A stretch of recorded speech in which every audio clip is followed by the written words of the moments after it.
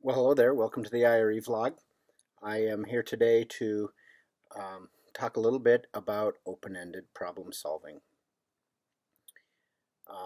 The definition of an open-ended problem is a problem that has a variety of pathways to a variety of solutions. Someone once asked my advisor, what's the difference between a problem and a project? And her definition was really they're the same thing. A project just tends to last longer in time than a problem does. When you first encounter an open-ended problem, you can place that problem on a scale regarding its levels of constraint. At one end of the scale would be an extremely wide open problem with very few constraints and very little framing.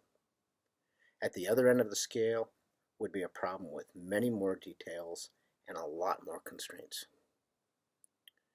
It's okay when you approach either one. Oftentimes you don't get to decide which end of the scale it comes on. But early on in your approach to solving the problem, you have this iterative process between developing your goals and finding your constraints. A big part of finding your constraints is oftentimes making assumptions. Some constraints are physical, some constraints are presented to us by the problem.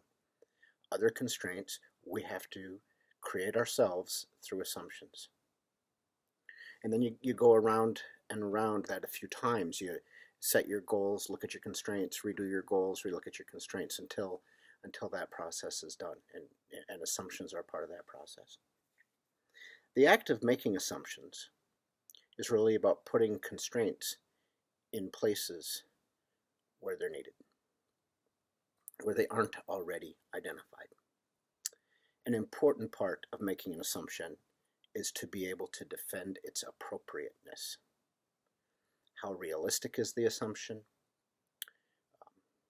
Another important part about assumption is stating why the assumption is necessary and how you will use the assumption to make engineering decisions. So as you approach your open-ended problem, and if you're doing it a couple of days in advance or 10 days in advance, go through that process of setting your goals, making your assumptions, and come in ready to talk about, describe your goals and your assumptions and their appropriateness and why you chose them.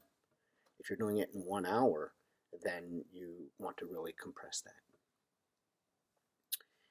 If you are looking for a good problem-solving process for an open-ended problem, I would look at that self-directed learning model on the wall in the seminar room. In fact, if you want to use this model, send me an email, send me a text, and I'll send you a PDF of it. You start out, and not all of the parts of the model are appropriate, but most of them are. First part is setting your goals. We've just talked about that, goals and constraints. The next part is activating your prior knowledge.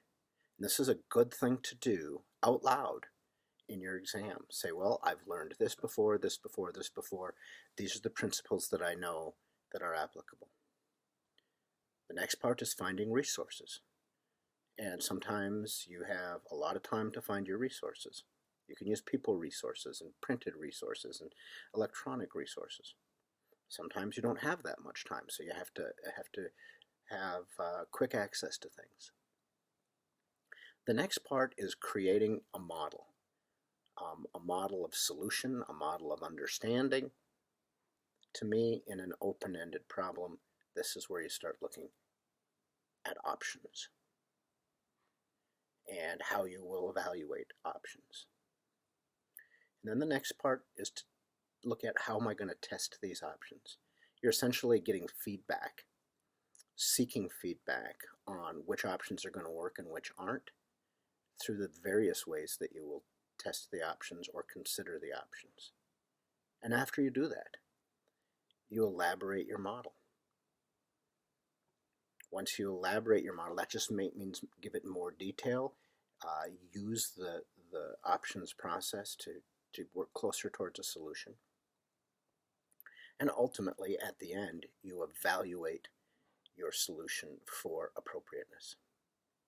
Now, there are two other parts here that are important in the process of solving an open-ended problem. And that is the iterative nature, the cycling back. None of this is linear. You look at something, you evaluate it, and you go back and get more resources. You go back and restate your assumptions. You go back and seek more feedback. So the iterative nature of solving a problem is hugely important. And the other important part is on that self-directed learning model, the dashboard. Throughout solving a problem, we want to be monitoring several things, kind of like the dashboard in our car. These take place in the back of our head. And during your oral exam, I would take them from the back of your head and put them out front. Show people that you are doing some monitoring. So what do we monitor? One thing we monitor is time. How am I doing based on the amount of time that I have? Another thing we monitor is alignment. How is the work I'm doing aligned with my goals? How are my goals aligned with my problem statement? So the monitoring of the dashboard is an important part. All right, well, thank you for listening, and good luck preparing for your open-ended problem.